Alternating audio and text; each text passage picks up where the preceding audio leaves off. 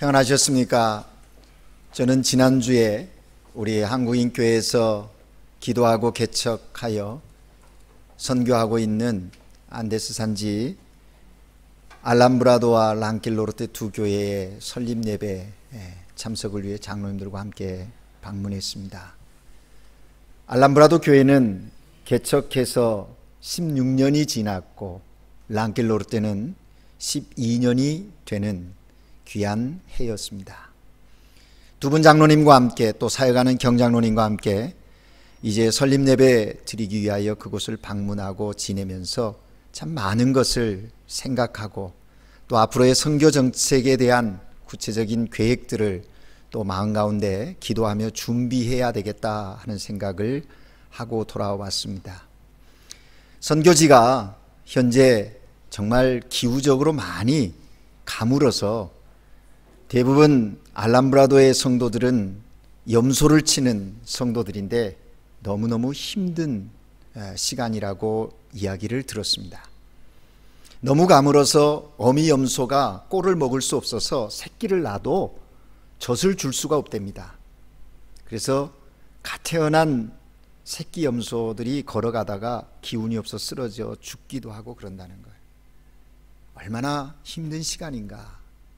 그러다 보니까 거기에 조금 일찍 배란하다 여름 꼴 있는 곳을 찾아 나가는 성도들도 있고 그래서 많이 참석하지는 못했습니다.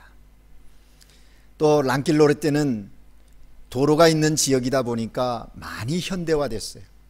예전에는 거기서 셀폰이 세냐리 없었거든요.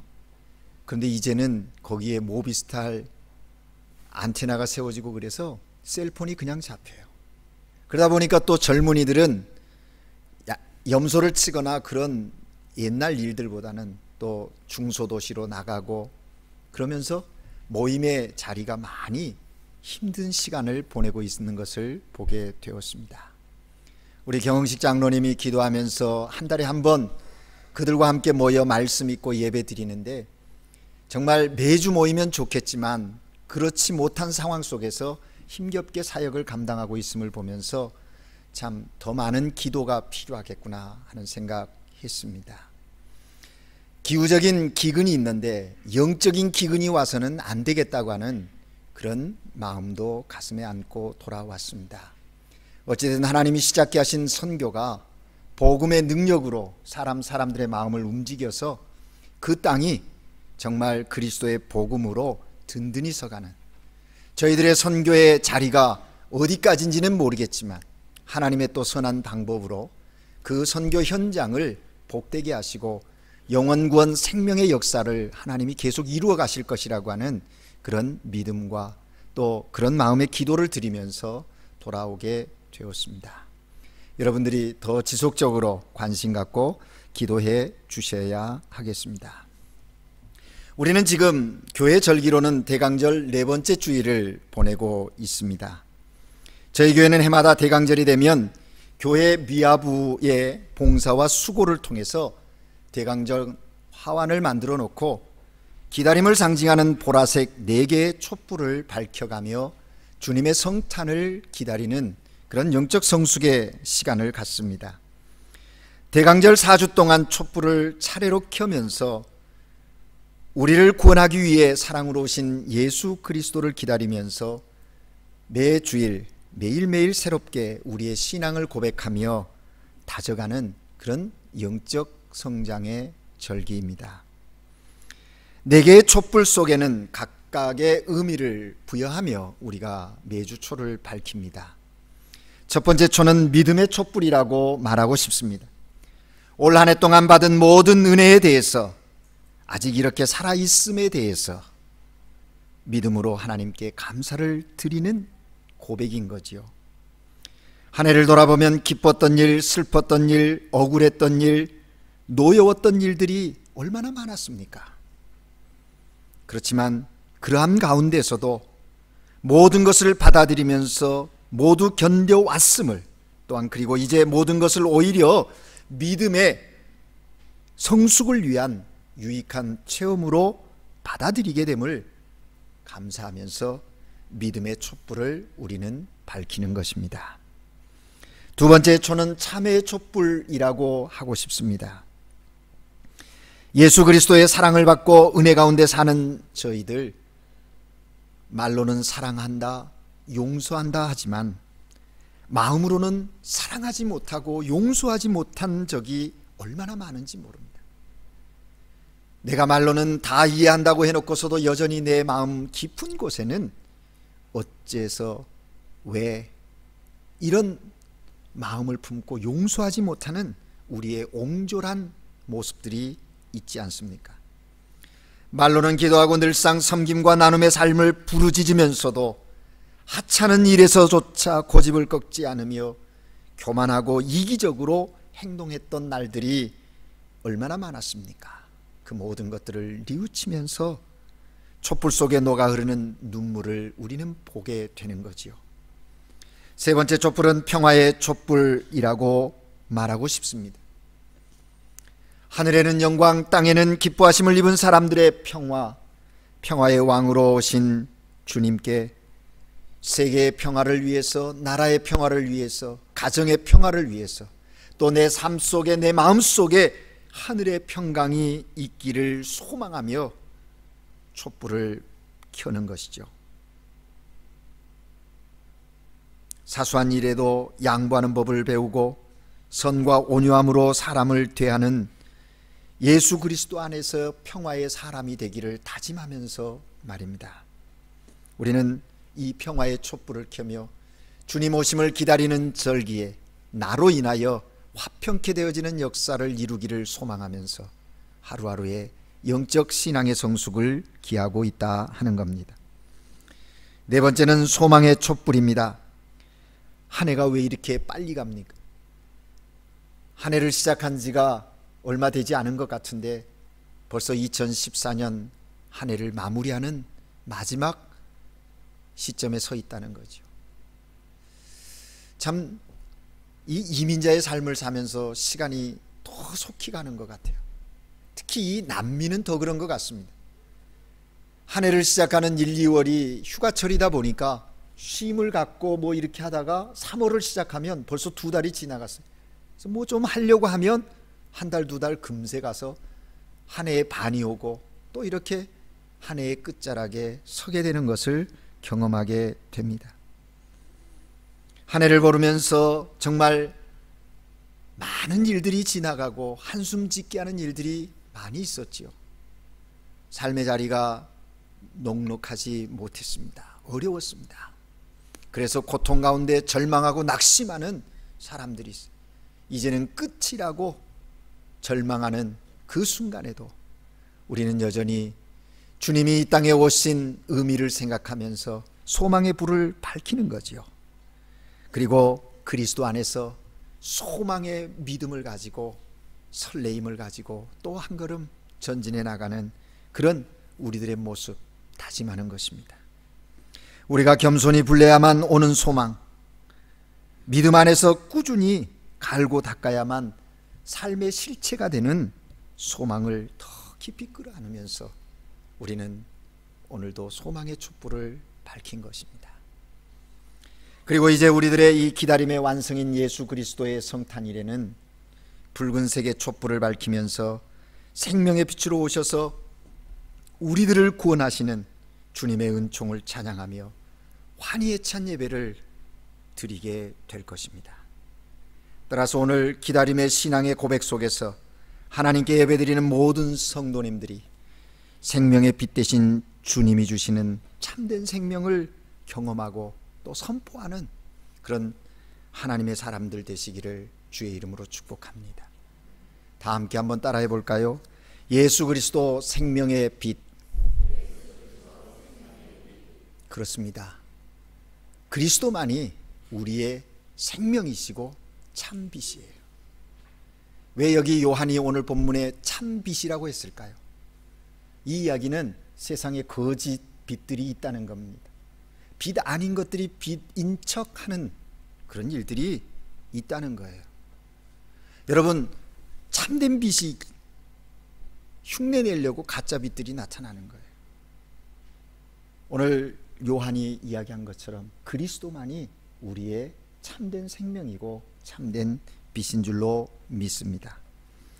여러분, 성경에서 예수님의 생애를 기록한 성경을 뭐라고 말합니까? 복음서라고 얘기하지요. 복음서는 마태복음, 마가복음, 누가복음, 요한복음을 일컬어서 이야기합니다. 그런데 이 네 권의 신약 성경이 크게 둘로 나뉘어진다는 사실도 여러분 이미 알고 계십니다. 마태, 마가, 누가를 한 묶음으로 보고 요한을 또 하나로 나누어 보는 거지요. 특별히 마태, 마가, 누가복음을 공관복음이라고 부르는 겁니다. 왜 공관복음이라고 부르는가? 공관이라는 말은 같은 관점을 갖고 있다 하는 뜻입니다. 공관복음은 많은 부분에서 서로 밀접한 관계가 있습니다. 예수님에 관한 모든 정보가 서로 교환되기도 하고 사건이 중복되고 스토리가 비슷하게 전개되어지기 때문에 공관복음 이렇게 이야기합니다. 그러나 요한복음은 좀 다릅니다. 예수님에 대해 말씀하시는 것은 동일하지만 전개와 사건과 목적이 공관복음과는 다르게 접근하고 있다 하는 것입니다. 그래서 공관복음에는 없는 것이 요한복음에 있고요, 요한복음에는 없는 것이 공관복음에 있음을 대조해서 읽어보면 발견하게 되는 겁니다. 예를 들어서 요한복음에는 예수님의 탄생의 이야기가 없습니다. 마가와 누가는 예수님의 탄생에 대한 기사가 아주 상세하게 기록되어져 있어요. 그런데 요한복음에는 예수님의 탄생의 이야기가 없습니다. 비유도 없고 최후의 만찬과 같은 내용도 없습니다. 그 대신 예수님의 기원을, 시작을 어디다 두고 있느냐, 태초로 거슬러 올라가서 이야기하고 있다 하는 것입니다. 비유 대신 말씀과 의미를 더 많이 강조하고 있는 복음서가 요한복음이다 하는 거예요. 최후의 만찬은 없지만 생명의 떡에 대해서 나옵니다. 반대로 공관복음에는 없는 것이 요한복음에 있는 것이 있습니다. 그건 뭡니까? 니고데모 이야기라든지 예수님께서 제자들의 발을 씻기신 세족식의 이야기, 마가 요한의 다락방 기도 이야기, 공관복음에는 없어요. 마태, 마가, 누가는 기록하고 있지 않는데 요한만이 그것을 기록하고 있다 하는 것입니다. 이처럼 공관복음과 요한복음은 서로 다른 접근을 통해서 예수님을 증거하고 있습니다. 그래서 이 공관복음과 요한복음을 비교해서 표현하기는, 우리가 공관복음을 통해서는 예수님을 넓게 알 수가 있어요. 그런데 요한복음을 통해서는 넓게보다는 예수님에 대하여 깊게 우리가 느끼게 된다 하는 것입니다. 공관복음을 통해서는 예수님에 관한 많은 것을 배우지만 요한복음에는 예수님에 관하여 깊은 것을 배우게 된다 하는 것입니다. 그래서 사실 요한복음이 공관복음보다 더 어렵습니다. 이해하기가 더 어려워요. 그러나 보면 볼수록 그 요한이 증거하는 그리스도의 복음이 얼마나 심오한 것인가 하는 것을 깨닫게 되는 것입니다. 이런 비교가 되는 요한복음에 보면 한 가지 독특한 특징을 발견할 수가 있는데, 그것은 바로 공관복음과는 달리 요한복음에는 사람들의 이름이 별로 나오지 않는다는 것입니다. 예수님께서 공생의 기간 동안에 많은 이적들을 행하시고 또 비유로 말씀하시고 사건 속에서 치료하시고 가르치시는 일들, 무리들과 만나는 만남의 일들이 많이 전개되어집니다. 그런데 복음서에는 그 만남이 이루어지는 사람들에 대해서 구체적으로 이름을 기록해 놓는 경우가 많이 있습니다. 그런데 요한복음은 그렇지 않다라는 겁니다. 제자들과 한두 사람만 나올 뿐입니다. 그렇다면 예수님이 요한복음에서는 사람들을 만나지 않았다는 것일까요? 그렇지 않아요. 그런데 요한은 그들의 이름을 밝히지 않고 있습니다. 무슨 이유일까 궁금해집니다. 요한복음 1장 2절에 제자들의 이름이 소개되고요, 3장에 니고데모가 나옵니다. 그리고 그 이후에 요한복음에 특정인의 이름을 기록한 경우가 거의 없다 하는 얘기입니다. 4장에서 사마리아 여인, 왕의 신하의 아들, 5장에서 38년 된 병자, 8장에서 가늠하다 현장에 잡힌 여인, 9장에서 나면서부터 시각장애인 된 사람, 여러분 이 모든 사람은요 예수님의 사역에 있어서 진리를 가르치시고 증거하는 데 있어서 참으로 중요한 사람들임이 분명합니다. 왜요? 그런 사건들을 통해서 하나님 나라의 진리를, 비밀을 말씀하시는 거거든요. 그런데 그들의 이름이 정확하게 드러나고 있지 않다는 거예요. 이것이 공관복음과 비교하면 아주 다른 관점이다 하는 것입니다. 그들의 이름이 없지는 않았을진데 왜 요한이 이랬을까? 그 궁금함을 풀 수 있는 이유가 하나 있습니다. 근거가 있습니다. 그것은 요한이 요한복음을 기록한 목적을 요한복음에 증거하고 있다는 거예요. 우리 다 같이 한번 요한복음 20장 31절을 찾아서 읽어보겠습니다. 요한복음 20장 31절입니다.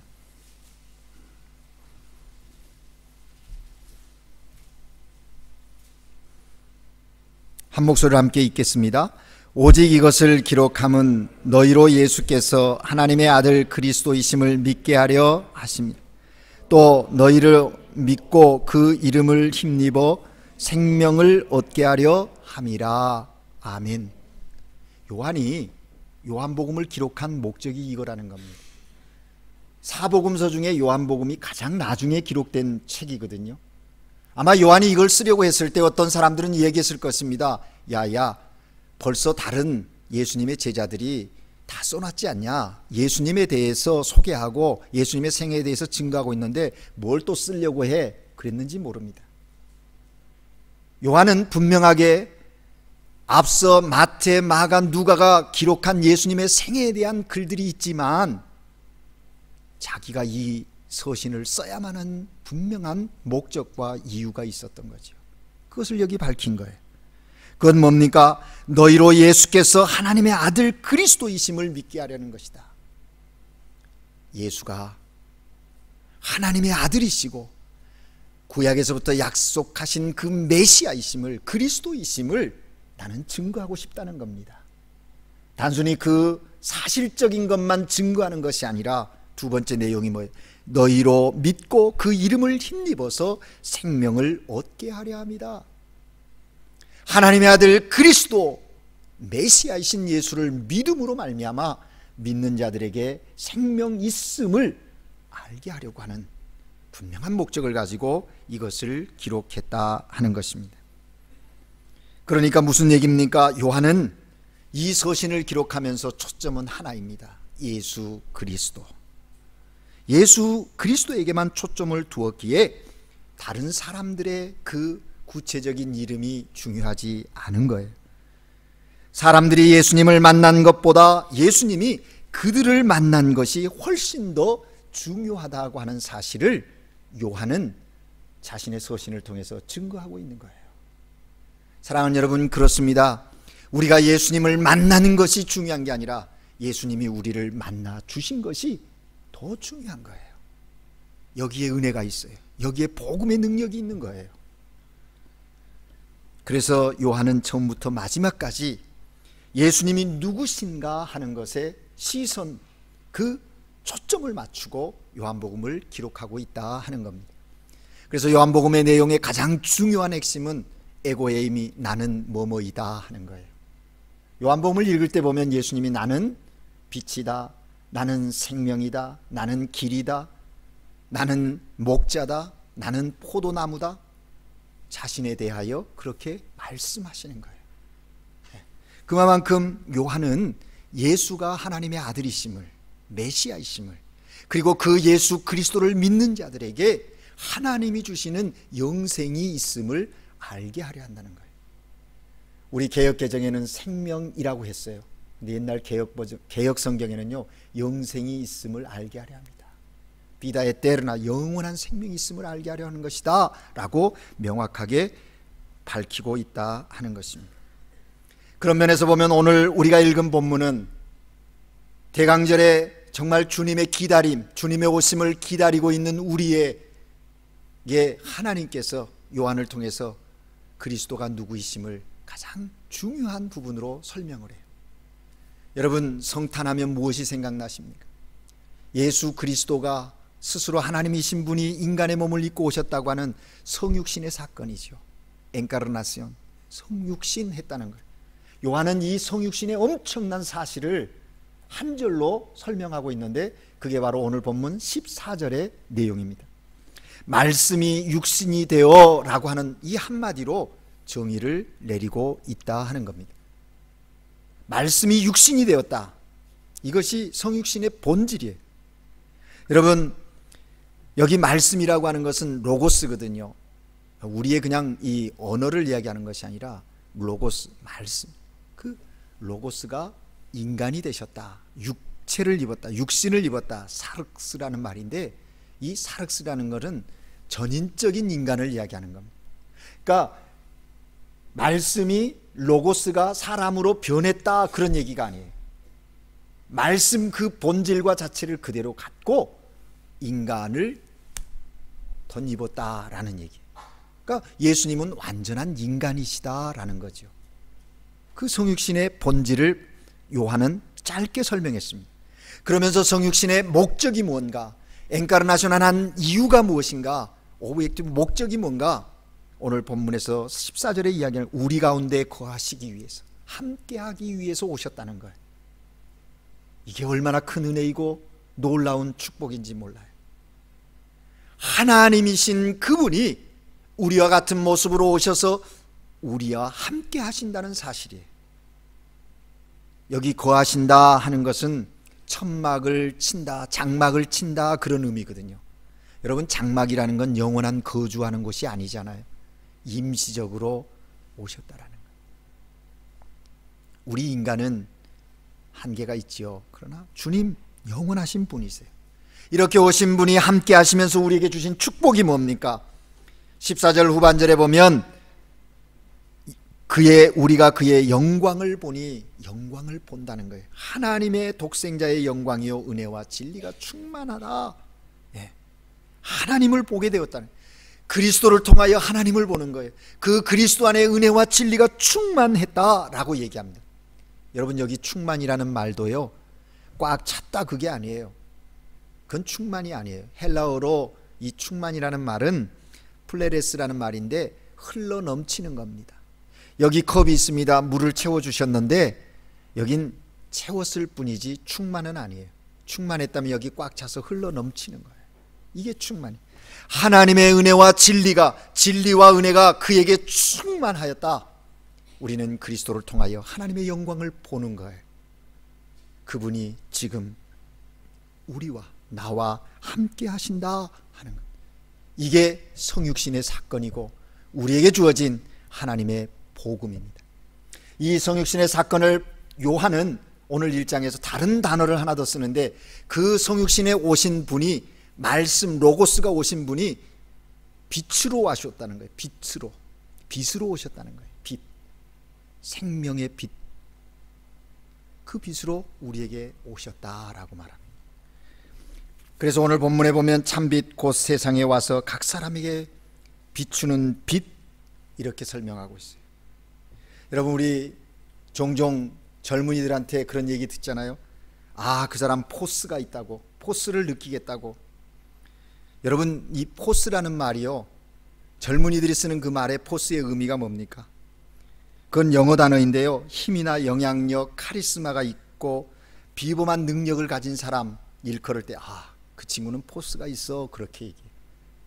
이건 영어의 포스고요, 오늘 여기 본문의 빛이라고 하는 이 헬라어 단어가 바로 포스입니다. 포스. 그러니까 여기 요한이 포스와 로고스를 통해서 예수를 증거하고 있는데, 여기 포스는 바로 앞서 얘기한 영어의 포스의 의미가 아니라 신약 성경에 기록한 헬라어의 빛이라는 의미를 담고 있는 거예요. 그래서 이 요한이 주님은 포스다 이렇게 설명을 하고 있어요. 빛이신데 어떤 빛인가? 생명의 빛이라 그렇게 설명하고 있습니다. 오늘 이 아침에 우리는 요한을 통해서 증거하는 예수 그리스도, 그 빛 대신 주님, 왜 요한이 빛이라고 표현했는가 하는 것을 생각하면서 주님의 음성을 들으려고 해요. 첫째는요, 빛은 생명입니다. 여러분이 이미 아시는 대로 빛이 없다면 생명이 존재할 수 없는 것이죠. 지구상의 모든 생물체는 빛 때문에 존재하는 것입니다. 하나님께서는 우주 만물을 창조하실 때 이 세상에 혼돈하고 공하며 흑암이 온 우주 공간을 덮고 있었다고 했어요. 그때 하나님이 제일 먼저 하신 것이 빛이 있으라 말씀하셨어요. 빛을 창조하셨어요. 왜요? 빛은 생명이기 때문에. 오늘 본문의 요한도 예수님을 빛이라고 기록하고 또 소개하고 있습니다. 예수님은 제 가운데 죽을 수밖에 없는 사람을 구원하기 위해서 세상에 빛으로 오신 것이에요. 생명의 빛으로 오셨다 하는 겁니다. 그 빛은 생명이기에 요한이 빛으로 증거했다 하는 겁니다. 뿐만 아니라 빛은 생명을 자라게 하는 역할이 있습니다. 하늘에 빛나는 태양도 모든 생명의 에너지원이지요.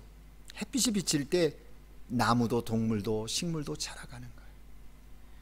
여러분, 겨울이 길어서요, 해가 아침 9시에 뜨고 오후 3시면 지는, 어두워지는 저 북극 가까운 나라 사람들 아시죠? 그들은요, 조금만 햇빛이 나도 옷을 훌러덩 다 벗어요. 왜요?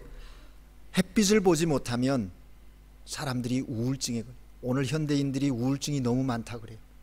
빛 가운데 나오지 않기 때문에 그래요. 생활 공간이 다 어두워요. 어르신들 종종 햇빛을 쬐이셔야 돼요. 이 빛이 없는 데 있는 사람들이 우울증에 많이 걸리는 거예요. 그래서 우울증 환자들 치료하려면 적당한 햇빛 있는데 산보도 하고 대화도 하고 해야 하는 거예요. 동물도 식물도 마찬가지로 햇빛이 없으면 죽는 것이고 햇빛이 비치면 사는 거예요. 햇빛은 살아있는 생명체의 근원이라는 거예요. 그런 사실을 안 요한은 예수가 바로 그런 빛임을 증거하고 있는 거예요. 또한 빛은 어둠 속에 길을 인도하고 어둠을 제거하지요. 여러분이 이미 아시는 거예요. 여러분, 이스라엘 백성이 출애굽 광야길을 갈 때 방향을 모르고 어디로 갈지 몰라 헤매일 때 하나님은 불기둥으로 그들을 인도해 주셨어요. 빛으로 저들의 나갈 바를 제시해 주셨다 하는 거예요. 그 당시에 정치적인 상황이 얼마나 어렵습니까? 로마의 지배 속에서 참으로 그 이스라엘 민족의 앞날이 어둡고 불투명했어요. 뿐만 아니라 종교적으로도 너무나 타락되어져 있는 시기였어요. 네파로 나뉘어져서 바리새파, 사두개파, 열심당, 에세네파, 자기들이 추구하는 어떤 이념들에 묶여서 나아가고 있는 그들. 그래서 민족 백성들에게 어떤 방향을 제시해 주지 못하는, 역할을 못하고 있는 종교적 상황, 그 암울함, 그러한 시대에 예수는 빛으로 오셨다고 요한이 증거하고 있는 거죠. 사랑하는 여러분, 지금 우리의 현실도 그때와 별반 다를 바가 없지 않습니까? 정치적으로, 경제적으로, 사회적으로, 환경적으로 혼동 속에 방황하고 있는 시대에 우리는 있지 않습니까? 이러한 때에 예수님은 이 세상의 빛으로, 생명의 빛으로 오시는 거예요. 생명의 빛 대신 예수님을 마음속에 모시고 그분으로부터 나오는 빛을 따라가는 삶, 그것이 그리스도인의 삶이요, 오늘 이 시대가 나아가야 할 길이다 하는 것입니다. 세 번째는 빛은 치료하는 힘이 있다고 하는 사실이죠. 본문에서 요한이 증거하기를 빛을 비춘다 그랬는데, 구약의 말라기 4장 2절 말씀에 보면 내 이름을 경외하는 너희에게 의로운 해가 떠올라서 치료하는 광선을 발하리니 그랬어요. 의로운 해가 누구예요? 그리스도를 가리키는 거죠. 그렇습니다. 여러분, 오늘날도 그리스도를 영접하는 사람에게는 생명의 역사가 있게 되는 거예요. 영적으로 죽은 상태에서 그리스도를 영접함으로 말미암아 신생을 경험하는 거죠. 예수 그리스도의 생명이 우리의 심령에 임하면 병든 심령 치유되는 거예요. 우리의 몸도 건강해지게 됩니다. 여러분, 이미 아시는 대로 오늘 현대 우리가 누리고 있는 것 얼마나 많아요. 얼마나 편리해졌습니까? 그런데요, 놀라운 것은 과거보다 오늘날 수없이 많은 정신질환자들이 있다는 거예요. 정신 이상자들이 너무 많아요. 인격적으로 무너져 있는 사람들이 너무나 많아요. 왜 그렇습니까? 빛의 조명을 받지 못하기, 빛을 받지 못하기 때문에 그렇다는 거죠. 세계적으로 유명한 정신 심리 치료사인 폴 트루니는 이런 얘기를 했어요. 나는 정신과 의사를 찾는 10사람 중에 9은 꼭 의사를 찾을 필요가 없다고 생각한다. 왜 프로페셔널한 정신과 의사가 이런 얘기를 했을까요? 진단해 보니까 10명 중에 1명만이 정말 정신적 그 프로페셔널한 치료가 요구되는 사람이고, 다른 9은 사실은 삶의 자리에서 치료되어질 수 있는데 그러지 못하기에 온다라는 거예요. 그러면서 그가 이런 얘기를 했습니다. 그들에게는 하나님의 사랑으로, 그들을 주님의 사랑으로 사랑해주면, 함께 시간을 보내주고 그들을 믿어주는 사람이 있다면 그들은 곧 치료될 것이다. 여러분, 우리 주변을 보세요. 지금 정신적으로, 인격적으로 손상되어져 있는 자들을 보면서 우리의 마음은 어때요? 그들을 향한 우리의 마음이 열려 있습니까? 정말 주님의 사랑으로 그들과 함께 시간을 보내주며 그들을 믿어주며 그들이 건강에 설 수 있도록 어떤 노력을 하고 있는지, 내 안에 그리스도의 생명의 빛이 있다면 오늘 우리는 우리 스스로에게 질문해 보아야 할 것입니다. 어느 어린 소년이 심각한 정서적 장애를 가지고 있었더랍니다. 그는 부모는 물론이고 학교 친구, 선생님 어느 누구에도 마음을 닫고 말하지 않았어요. 그러면서 나쁜 행동만 일부러 골라서 합니다. 그는 학교에서나 집에서나 항상 꾸중을 듣는 골칫덩어리로 치부되어졌어요. 이 소년은 자신이 사랑을 거부당하고 사랑받지 못하며 이해받지 못하고 어떤 사람의 기대도 충족시키지 못하는 자신에 대한 이해가 그 소년에게 있었다는 거예요. 부모는 이 아이를 보면서 안타까워서 정신과 의사를 데리고 가서 상담도 했답니다. 소년의 마음을 움직여보려고 여러 방법 몇 주간 수고하며 그 아이를 관찰한 정신과 의사가 부모에게 마지막으로 시도해 볼 만한 방법 하나를 제시했는데, 그것은 이 아이에게 강아지를 사주라는 거예요. 강아지를 하나 사서 강아지와 함께 있게 해주라고. 부모는 의사의 제안을 받아들여서 강아지 한 마리를 사서 집에 데려다 놨답니다.